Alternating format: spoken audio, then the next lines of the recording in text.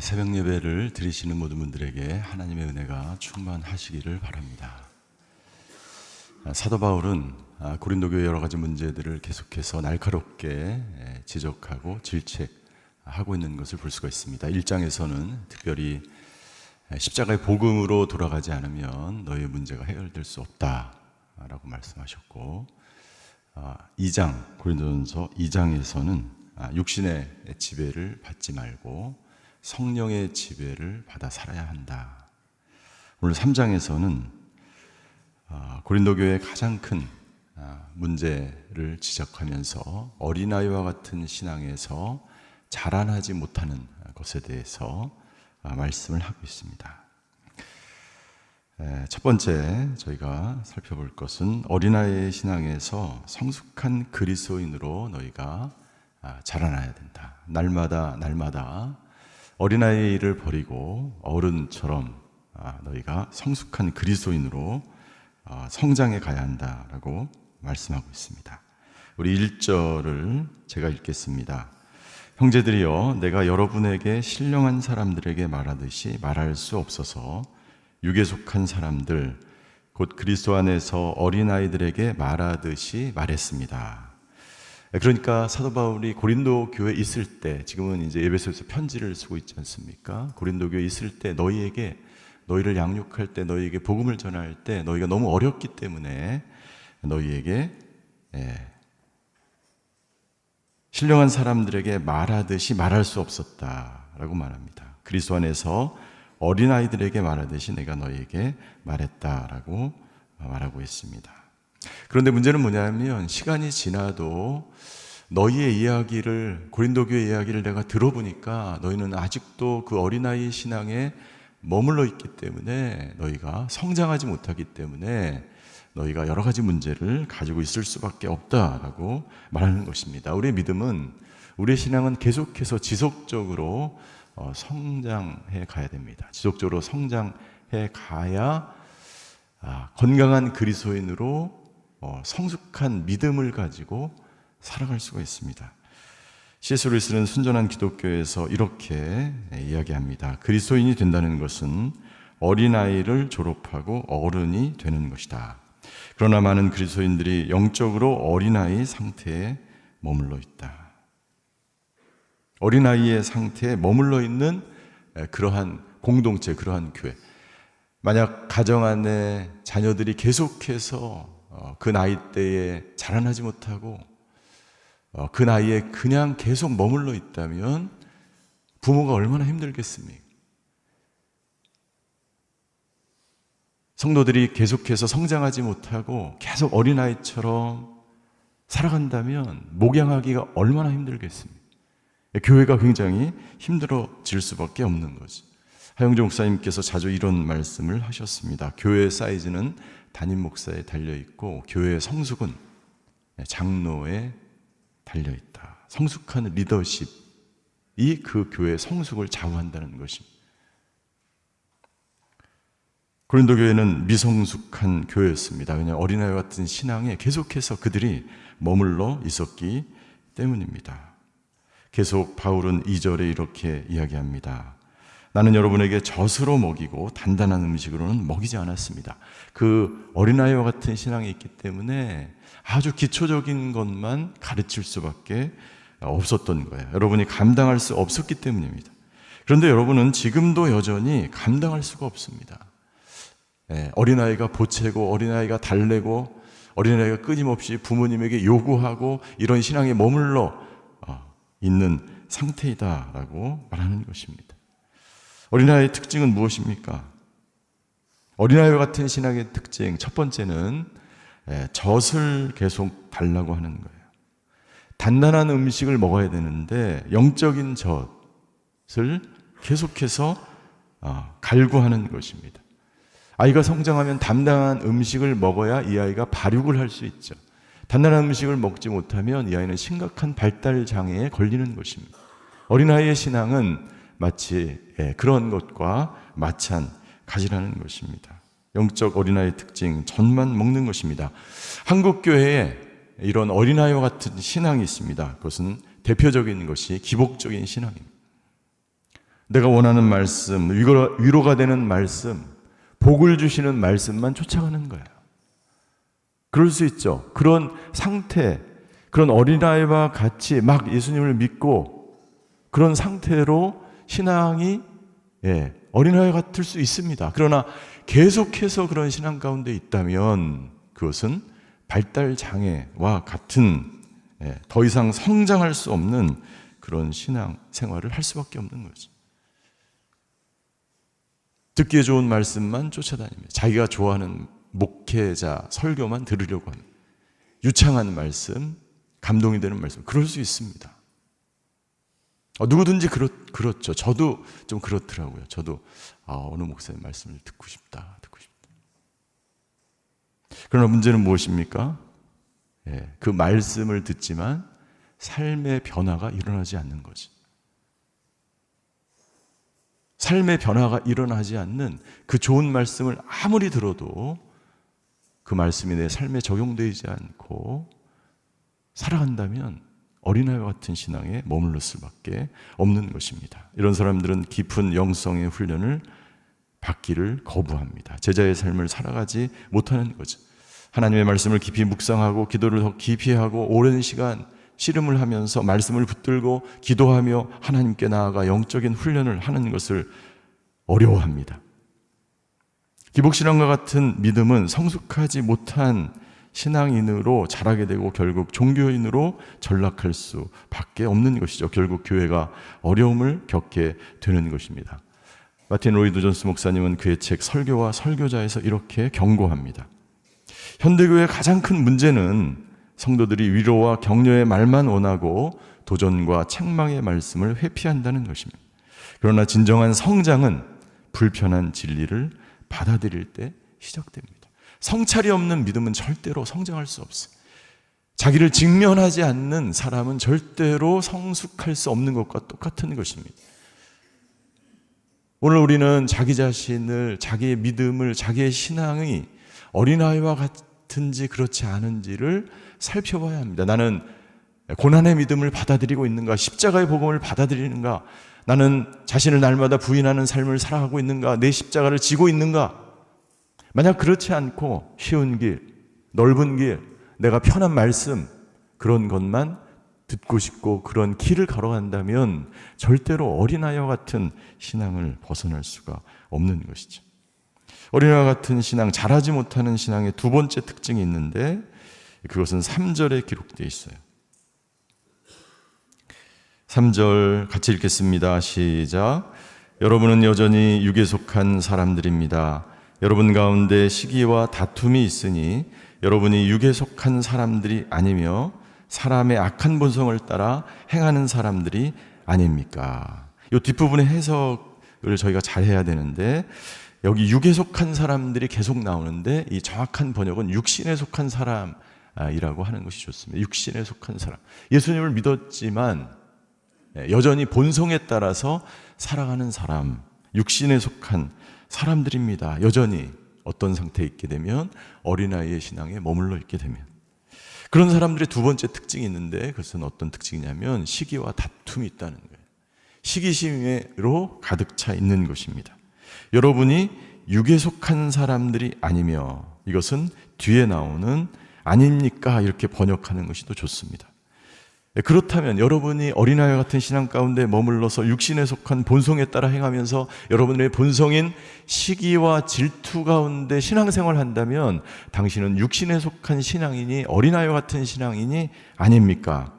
그런 사람들은 사람의 악한 본성을 따라 행하는 사람들이 아닙니까? 그러니까 아닙니까가 두 번 반복하면서 그런 육신에 속한 신앙, 시기심을 가지고 있다면 여러분들은 육신에 속한 신앙을 가지고 있는 것이 아닙니까? 라고 반문하는 것입니다.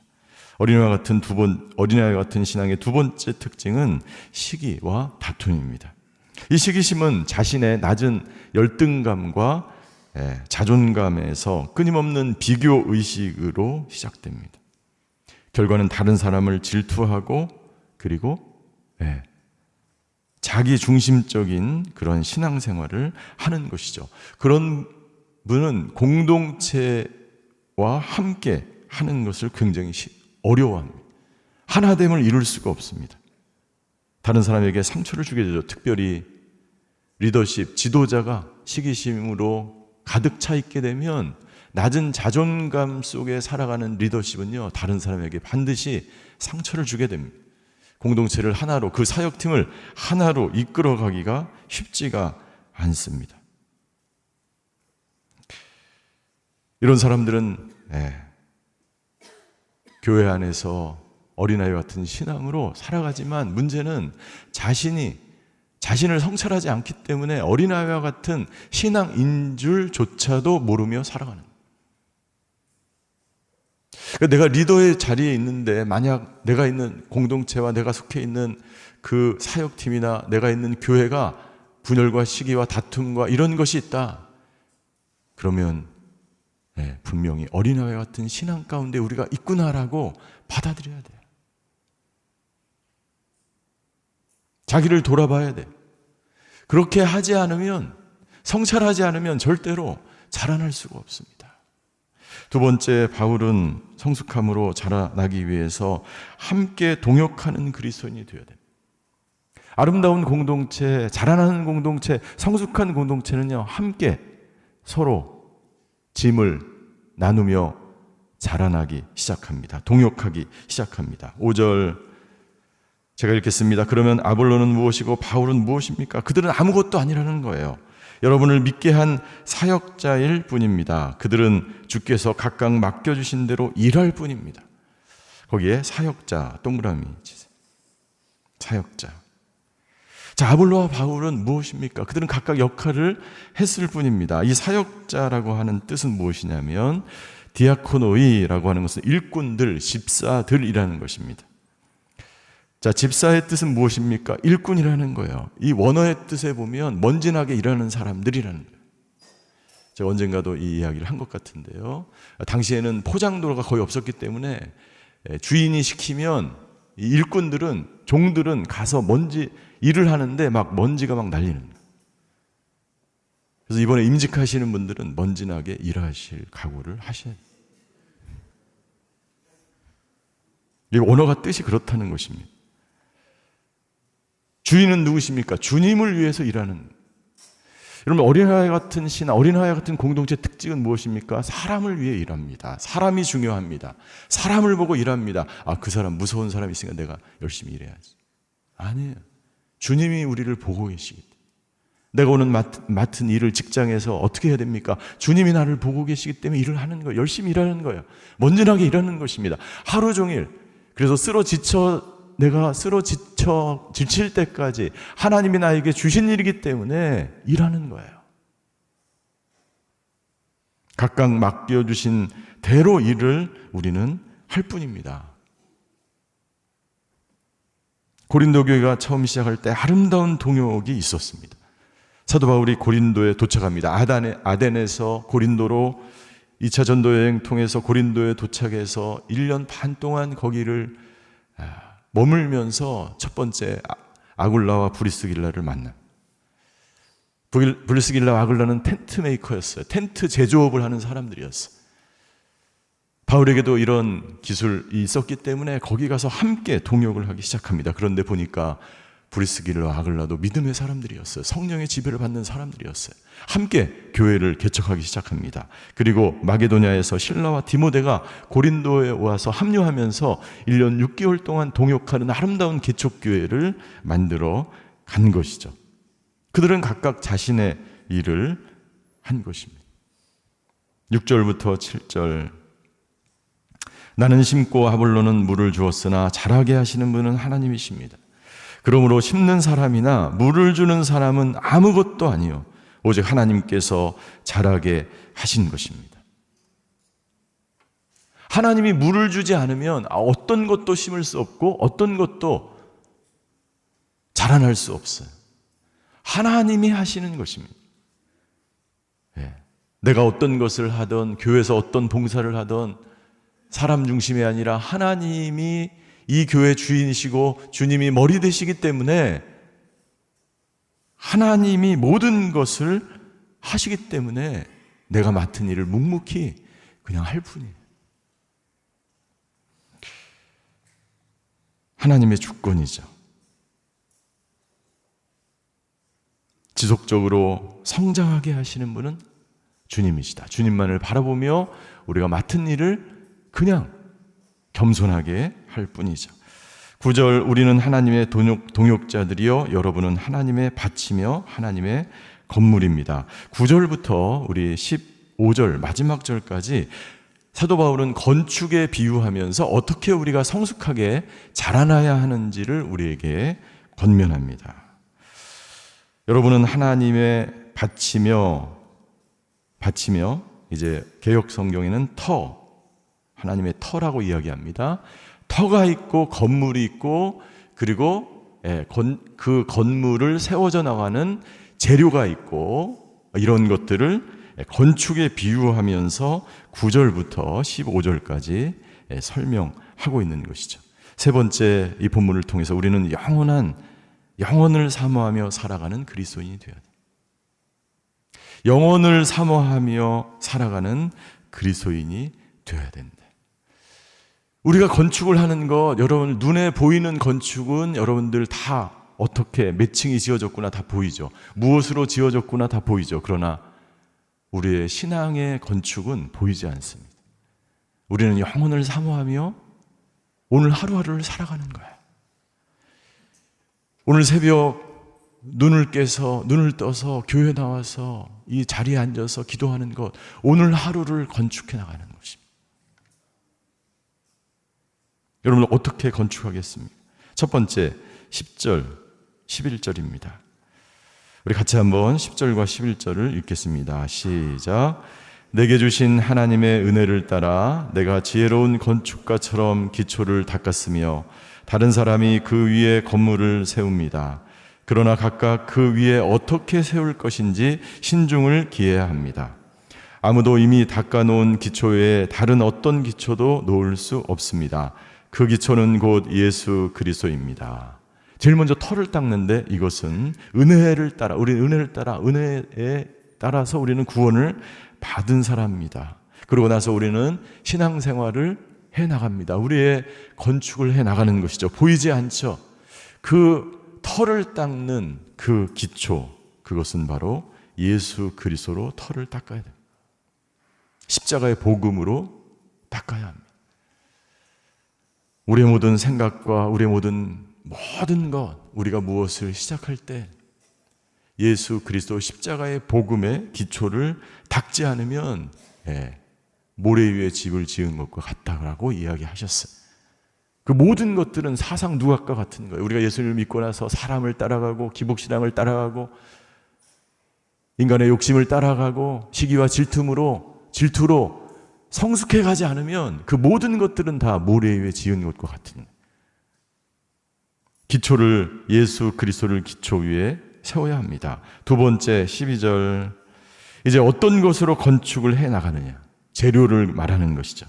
제가 읽겠습니다. 12절, 만일 누가 이 기초 위에 반석 위에 금이나 은이나 보석이나 나무나 풀이나 집으로 건물을 세우면 어떻게 되어 있습니까? 건물을 세우면 13절, 각 사람이 들인 정성과 힘이 드러나게 될 것이다. 자, 여기 재료들이 나오는데 두 가지로 나눕니다. 금과 은과 보석이 있고 나무와 풀과 짚이 있어요. 두 재료는 엄청나게 차이가 납니다. 겉으로는 알 수가 없습니다. 여러분들의 신앙, 각자의 신앙을 우리가 알 수가 없습니다. 그 사람의 신앙, 이 사람의 신앙을 우리가 평가할 수 없어요. 그러나 결국에는 드러나게 되어 있습니다. 각 사람이 드린 그 신앙, 그 봉사, 그 수고, 그 모든 것들은 드러날 것입니다. 언제? 마지막 때에 드러나게 될 것입니다. 어떤 사람은 금과 은과 보석으로 지을 것입니다. 금과 은과 보석은요, 엄청난 가치가 있는 거예요. 그리고 이 재료들은 변하지 않는 거예요. 불에 타지 않는 거예요. 그런데 나무와 풀과 짚은 불에 금방 타게 되어 있습니다. 가치가 떨어지는 것입니다. 가치가 없는 것입니다. 당신은 가치 있는 존재입니까? 가치 있는 것으로 당신의 집을, 당신의 믿음을, 당신의 신앙을 세워져 나가는 신앙인입니까? 그런 사람들을 어린아이와 같은 신앙이라고 이야기하는 것입니다. 그런 사람들은 교회를 어지럽히고 끊임없이 시기하고 질투하고 다툼을 일으키며 비교하고 하나님의 나라가 그 공동체에 있을 수가 없는 것이죠. 그러나 보이지 않지만 금과 은과 보석으로 예수 그리스도를 기초로 삼아서 금과 은과 보석으로 아름다운 신앙으로 겸손하게 내가 맡은 것을 순종하며 섬기며 일꾼, 나는 무익한 종입니다. 나는 아무것도 아닙니다. 하나님이 계신 이 거룩한 처소에서 나는 무익한 종으로, 장로로, 집사로, 사역으로, 순장으로 나는 그냥 묵묵히 섬기는 종입니다. 아름답게 신앙을 건축해 나가는 사람이, 누가 알아주기 때문에 새벽기도 나오는 게 아니잖아요. 누가 알아주기 때문에 봉사하는 게 아니잖아요.